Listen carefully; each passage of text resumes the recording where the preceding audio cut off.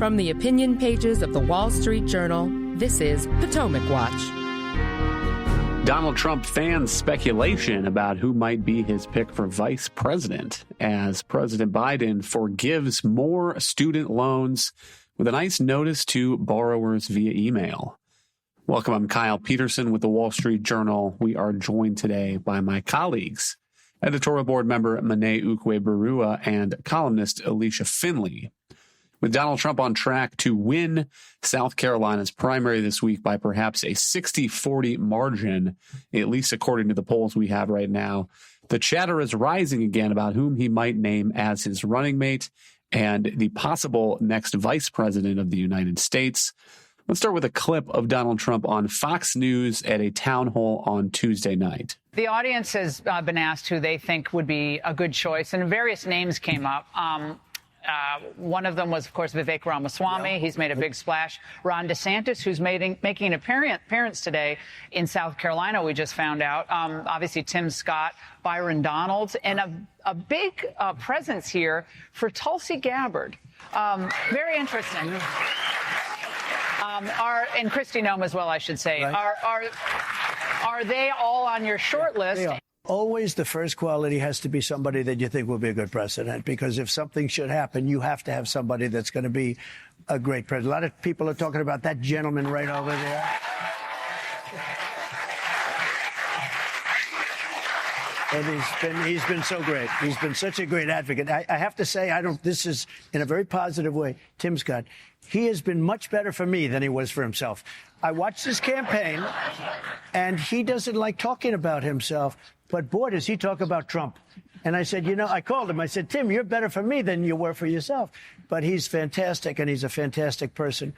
Monet, what do you make of this list, and what qualities Donald Trump might need in a vice presidential running mate, or what he might be looking for? Well, first of all, I think it's worth pointing out from the beginning how it reflects on the state of Trump's candidacy that he's able to, in an easygoing way, muse publicly about who his VP pick might be. The South Carolina primary is still coming up, and we saw Nikki Haley come out recently and say that she's vowing to fight on, despite the fact that it looks like she's going to underperform pretty significantly. Donald Trump holds a significant lead in her home state. Trump is feeling very, very confident that he's going to have the nomination sewn up sooner or later. And so it makes sense that Laura Ingraham would be asking him very casually who he's thinking of for his VP pick, looking to the near future, anticipating that he probably is going to have the nomination. Obviously, voters will ultimately decide that question, but it makes sense that that's where Trump's mind is going and not so much focused on what he's going to have to do to keep Haley at bay. But I do think that the list that Laura Ingraham presented him in that clip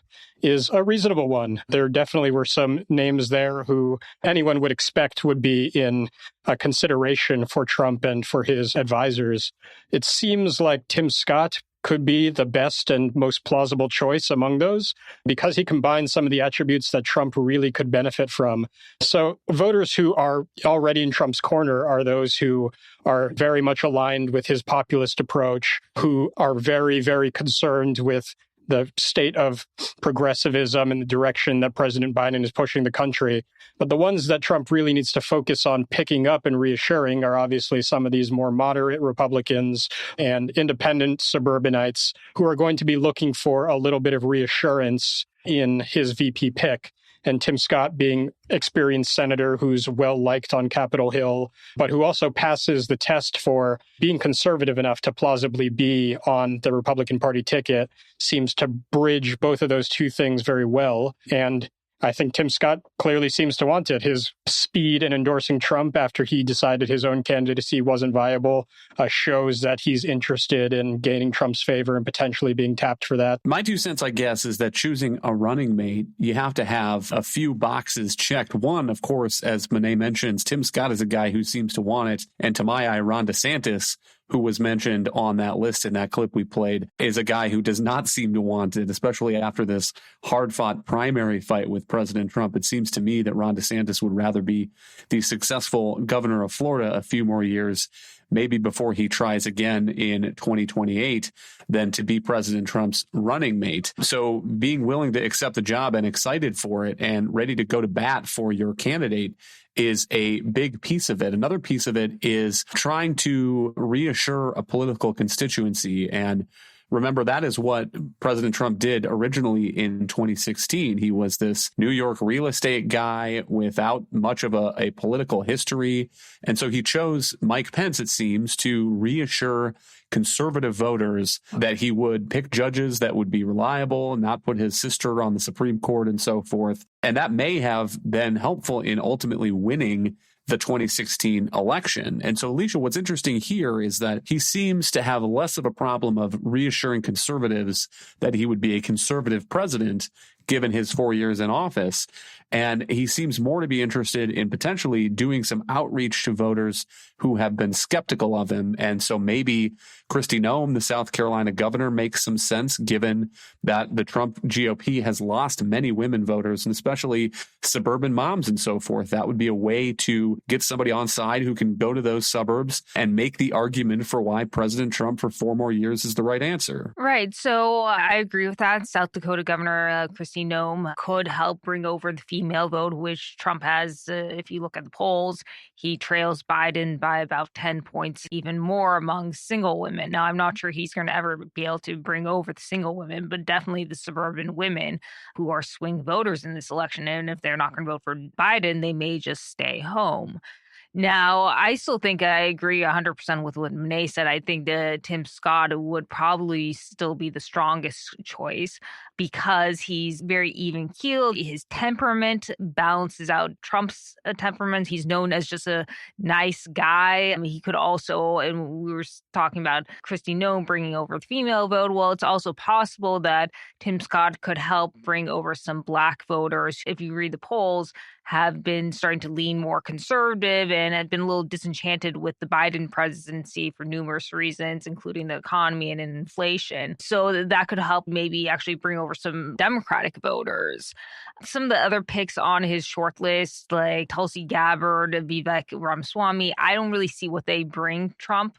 Again, as Monet was saying, and you were saying, that they're very populist, rabble rousers. They can throw red meat to the audience and they're okay surrogates.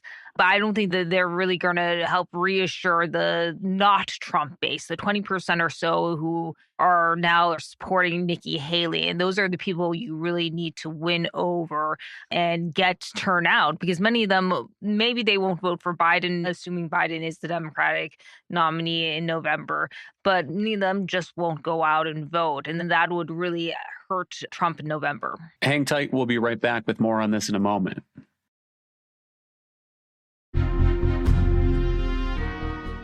Welcome back. Let's bring up some names also that were not on that short list that President Trump was asked. Kari Lake, Arizona gubernatorial candidate, has been floated in the press and in the media. I think she has a similar problem, for example, Vivek Ramaswamy, which is that she comes with enough negatives that I don't see what she really adds to the ticket. I don't know why you would prefer Kari Lake to someone like Kristi Noem, who is less polarizing. Elise Stefanik, the New York congresswoman, has also been floated in the press. No mention of Nikki Haley. That seems to have been pretty well put to bed, the rumor that Haley is continuing to run because she was going for the VP slot. And then Monet, Robert F. Kennedy Jr., that's an interesting idea. He is now running an independent candidacy.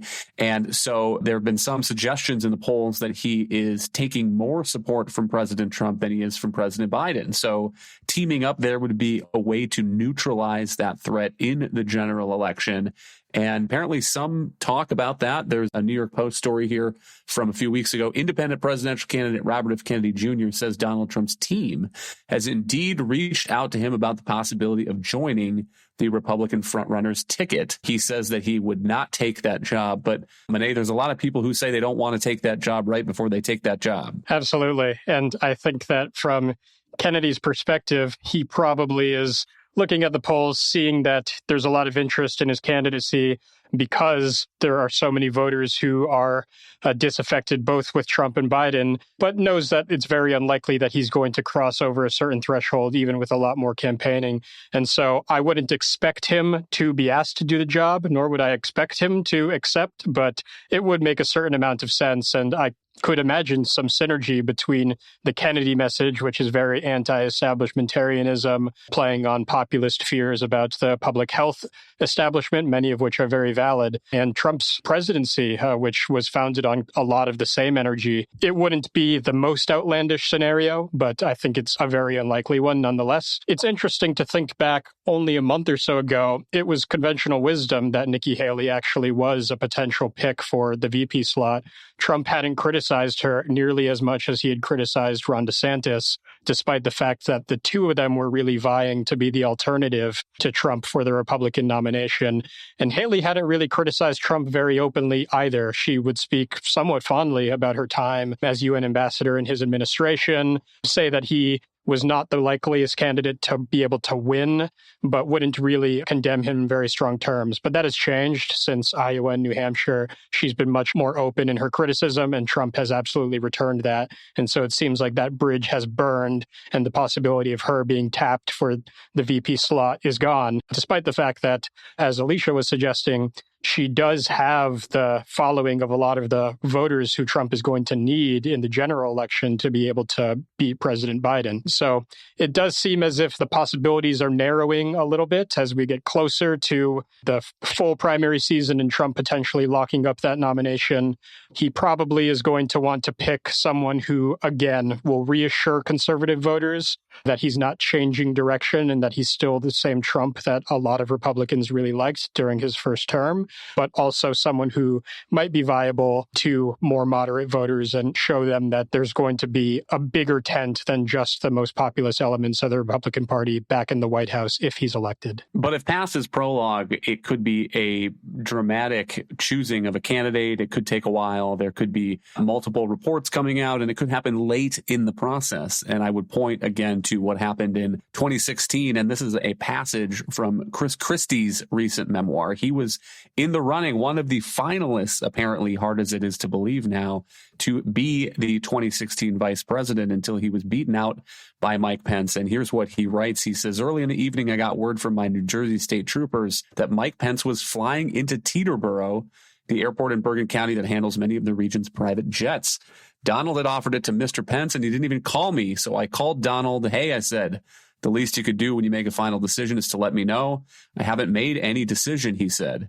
You haven't made any final decision. You haven't offered the vice presidency to anybody. Absolutely not. Well, then explain to me why Mike Pence is landing at Teterboro in half an hour. And this was apparently a couple days before the Pence announcement actually came. The way that he writes about this process of staffing the administration sounds equally chaotic. And knowing Donald Trump, he will try to milk every headline he can possibly do out of this vice presidential choice. Let's turn to the president, Joe Biden, because Alicia, knowing his age and voter concerns about his age, there's going to be more focus on Joe Biden's vice president than there has been in a long time. And of course, right now, that is Kamala Harris, but it doesn't have to stay Kamala Harris. The president can make a change in his running mate if he chooses to do so. But Alicia, is there any upside for him to do that? Or would changing out Kamala Harris for somebody else, one of these people who are floated as presidential contenders, maybe Gretchen Whitmer of Michigan, would that just be more problematic at this point for him politically than it's worth? I think you're right. I think that's why they haven't done it and that they're sticking by Harris is because they don't want to be throwing the nation's first Black vice president under the bus. And that's how it would be perceived to a lot of Democratic voters. Democratic voters actually don't care for Harris, and they don't think she's probably the most competent person who could be filling that seat or that role.